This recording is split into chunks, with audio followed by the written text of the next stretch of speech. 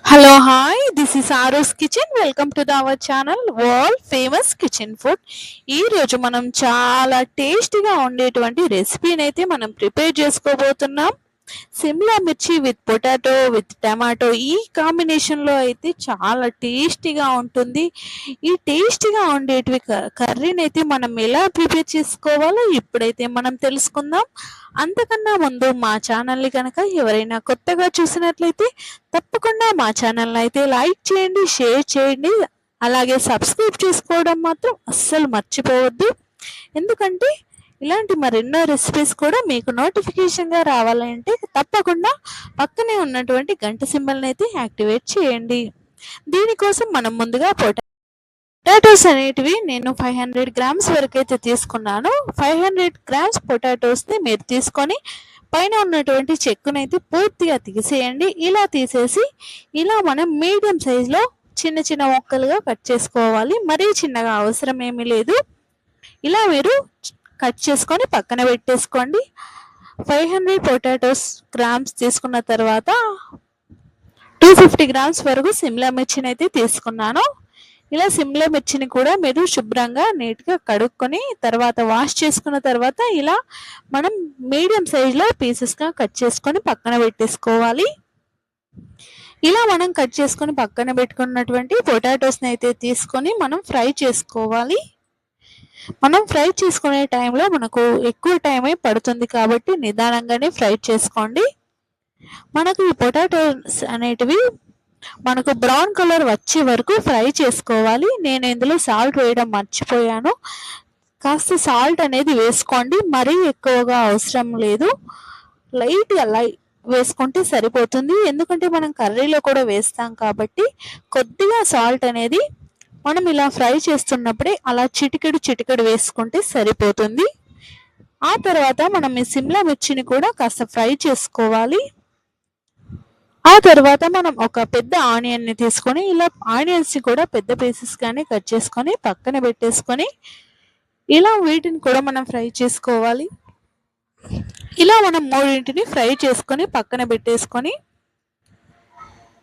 ఇలా మనమైతే mixie jar ఒకటి తీసుకొని ఇందులో మనం టేస్ట్కి తగ్గట్టుగా పులుపుని తింటాం కాబట్టి మనకు ఎంతవరకు పులుపు తింటామో అంతవరకుని చింతపండునైతే తీసుకోండి. ఇలా చింతపండు తీసుకొని లవంగాలు, యాలకులు 3-4 వరకు మిర్చి తీసుకొని చెక్క, ఒక 2 వరకు టమాటోస్ని తీసుకోండి. టమాటోస్ అనేది ఫ్లేవర్ కోసమే. మీరు చింతపండు యాడ్ చేయకుండా పూర్తిగా టమాటోస్ని యాడ్ చేసినా చాలా చక్కని టేస్ట్ అయితే వస్తుంది. నేను టేస్ట్ కొరకు అయితే చింతపండుని కూడా యాడ్ చేసేసాను. ఇలా మీరు యాడ్ చేసిన తర్వాత ఒకసారి మిక్సీ పట్టి ఇలా చేసేసరికి మనకి ఇలా అవుతుంది. ఆ తర్వాత మనం రెడ్ చిల్లీ పౌడర్, సాల్ట్ అనేది మనకు రుచికి తగ్గట్టుగా వేసుకోవాలి. అలాగే కొబ్బరి పొడిని కూడా ఇందులో యాడ్ చేసుకోండి. కొబ్బరి పొడి అనేది మనకు 50 గ్రామ్స్ వరకు వేసుకుంటే సరిపోతుంది. ఇలా వీటన్నింటినీ కూడా మనం చక్కగా మెత్తగా పేస్ట్ లాగా చేసుకోవాలి. ఇలా చేసుకొని పక్కన పెట్టేసుకోవాలి. చూసారుగా మనం ఫ్రై చేసుకున్నటువంటి సిమ్లా మిర్చి ముక్కలు, అలాగే పొటాటోస్ కూడా మనకి ఇలా పర్ఫెక్ట్గా బ్రౌన్ కలర్ వచ్చే వరకు మనం ఫ్రై చేసుకోవాలి. లైట్ కలర్ వచ్చే వరకు అయితే ఫ్రై చేసుకోవద్దు. ఇలా మీరు కూడా పూర్తిగా ఇలా బ్రౌన్ కలర్ వచ్చే వరకు ఫ్రై చేసుకోండి. వీటన్నింటినీ మనం చక్కగా ఒక పక్కన పెట్టేసుకుంటే కర్రీ ప్రిపేర్ చేసుకునేటప్పుడు ఈజీగా ఉంటుంది. ఆ తర్వాత మరొక ప్యాన్ పెట్టి అందులో ఆయిల్ని యాడ్ చేసి ఆవాలు, జీలకర్రని యాడ్ చేసుకోండి. 1 టేబుల్ స్పూన్ ఆవాలు, జీలకర్రని అయితే యాడ్ చేయండి. ఇలా 1 టేబుల్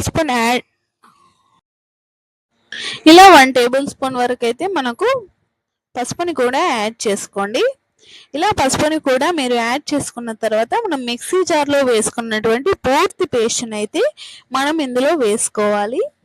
మనం ఈ మిక్సీలో వేసుకున్నటువంటి పూర్తి పేస్ట్ని అయితే మనం ఇందులో వేసుకొని చక్కగా మనం ఫ్రై చేసుకోవాలి.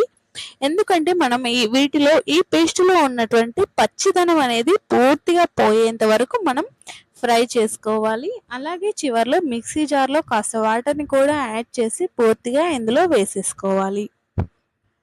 మనకి పచ్చిదనం అనేది పోయిందంటే మనకు చక్కటి టేస్ట్ అనేది అయితే వస్తుంది.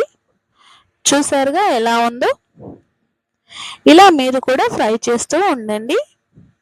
మనకి ఈ ఫ్రై అనేది మినిమం 4 మినిట్స్ అయినా పడుతుంది. ఈ ఫ్రై 4 మినిట్స్ పాటు మీడియం ఫ్లేమ్లో ఉంచి ఫ్రై చేసుకుంటే సరిపోతుంది.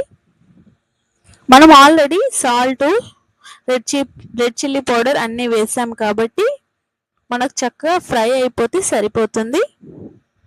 ఇలా మనకు 70% వరకు ఫ్రై అయ్యింది అన్న తర్వాత మనం ఇందులో కాస్త వాటర్ని కూడా యాడ్ చేసుకోవాలి. మరీ ఎక్కువగా వాటర్ని అయితే యాడ్ చేయకండి. 1 కప్పు వరకు అయితే వాటర్ని యాడ్ చేస్తే సరిపోతుంది. ఇలా ఇంత చిక్కగా ఉండే వరకు వాటర్ని యాడ్ చేసుకోండి. ఇలా వాటర్ని యాడ్ చేసిన తర్వాత ఒక పొంగు అనేది వచ్చిన తర్వాత మనం ఫ్రై చేసుకున్నటువంటి పొటాటోస్ అన్నింటినీ కూడా, అలాగే మనం ఫ్రై చేసుకున్నటువంటి సిమ్లా మిర్చిని, ఆనియన్స్ని కూడా మనం ఇందులో యాడ్ చేసుకోవాలి. ఇలా మీరు అన్నింటినీ కూడా యాడ్ చేసుకోండి. ఇలా పూర్తిగా మీరు అన్నింటినీ యాడ్ చేసేసి పూర్తిగా అన్నిటికీ మిక్స్ అయ్యేలాగా చక్కగా కలుపుకోవాలి. చింతపండు పులుపు తినని వారు టమాటోస్ని కూడా యాడ్ చేసుకున్నా పర్వాలేదు. కంప్లీట్గా టమాటోస్ని యాడ్ చేసుకున్న టేస్ట్ అనేది అయితే చాలా టేస్ట్గా వస్తుంది. లేదు మేము టమాటోస్ తినము, చింతపండు పులుపు కూడా మేము తినము అనుకునే వాళ్ళు దీనికి ఆల్టర్నేట్గా మీరు పెరుగుని వాడుకున్నా పర్వాలేదు. చాలా చాలా టేస్ట్ అయితే వస్తుంది. ఒక్కసారి ట్రై చేసి చూడండి. ఎలా ఉందో కామెంట్ బాక్స్లో అయితే తెలియజేయండి. అంతకన్నా ముందు మా ఛానల్ని కనుక ఎవరైనా కొత్తగా చూసినట్లయితే తప్పకుండా మా ఛానల్ని అయితే లైక్ చేయండి, షేర్ చేయండి, సబ్స్క్రైబ్ చేసుకోవడం మాత్రం అస్సలు మర్చిపోవద్దు. ఇలా మనం మీడియం ఫ్లేమ్లో ఉంచి మనం ఈ కర్రీని అయితే ప్రిపేర్ చేసుకోవాలి. చూసారుగా ఎలా అయ్యిందో కర్రీ. ఇలా మీరు చక్కగా పూర్తిగా ఒకసారి కలుపుకున్న తర్వాత మరికొద్దిగా 1 కప్పు అనే వాటర్ని తీసుకోవాలి. మరి ఎక్కువగా తీసుకోకండి. ఇలా 1 కప్పు వాటర్ని తీసుకొని మరొక్కసారి చక్కగా కలుపుకోండి. ఇలా మీరు పూర్తిగా కలుపుకున్న తర్వాత మూత పెట్టేసి మనకు ఒక 5-6 మినిట్స్ వరకు మళ్ళీ మూత తీస్తే మనకు కర్రీ అనేది ఇలా ప్రిపేర్ అయిపోతుంది. ఆయిల్ అనేది కంప్లీట్గా పైనకి తేలేంత వరకు మనం ఇలా ఫ్రై చేస్తూనే ఉండాలి. ఇలా ఉడికించుకోవాలి. అప్పుడు మాత్రమే పర్ఫెక్ట్గా మనకు కర్రీ అనేది ప్రిపేర్ అయిపోతుంది. చూసారుగా ఎలా అయ్యిందో. ఇలా మనకు ఆయిల్ అనేది నెమ్మదిగా పైకి తేలుతూ ఉంటుంది. ఇందులో టేస్ట్ కోసం నేను కొద్దిగా కొత్తిమీర వాడాను. మీరు కూడా కొద్దిగా కొత్తిమీర ఆకును కూడా వేసుకోండి. ఇలా మీరు కొత్తిమీర ఆకు వేసుకున్న తర్వాత